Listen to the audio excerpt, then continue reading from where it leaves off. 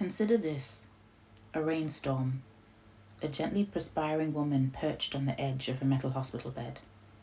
The sheets are a bright green plaid, but they remind her of the fields behind her parents' compound in Oka, and she holds on to this like a crutch and leans willingly into the pain. This pain, she knows, is a gift, one she has prayed for through months then years of blood and tears and hopelessness that have been scrubbed from the bathroom floor by Inkem after the fact. Tiny outfits bought for would-be owners who never got the chance to wear them.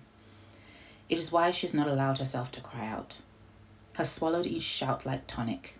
Each scream would feel like betrayal, to herself, to God, and to this child who has brought her to this same hospital 16 times over the past 8 months for checkups and false alarms brought about by overzealous and slightly traumatized parents-to-be, who has pinned her to her bed, rearranged not only her organs but the very fibre of her being, the beating of her heart, who is the single most wonderful thing that has ever happened to her.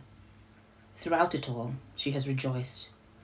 She had, in those first few weeks, been so gripped by fear that she would creep from the bedroom and pound yam in the kitchen until her arms seized, and when Inkem found her asleep on the kitchen floor, he would carry her back to bed and fold her fingers into his palm, hoping to absorb some of the desperate hope that radiated from her. Their prayers were whispered at first. She asked God to have mercy, he for strength.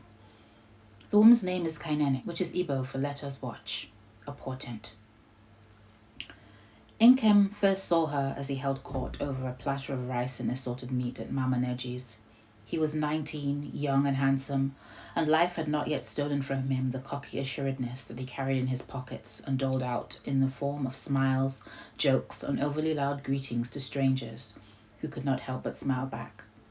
He and his friends frequently congregated at Mama Neji's because her food was second only to their own mothers, cooked and served under roofs beneath which they no longer lived. Mama Neji herself liked Inkem's smile, one that broke open his entire face, and she appreciated how he would double back to help her lug sacks of onions or tubers of yam. So she would knock a few naira off his food and let him feel like something of a man amongst this gaggle of boys. That day, Kainene, surly and recalcitrant, had been sent to collect and transport a tray of peppered snails to her mother's friend, whose husband had found comfort between the thighs of another.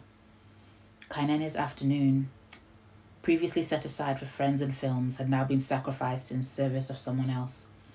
Her own smile, which was near perpetual, had been chased from her face. Still,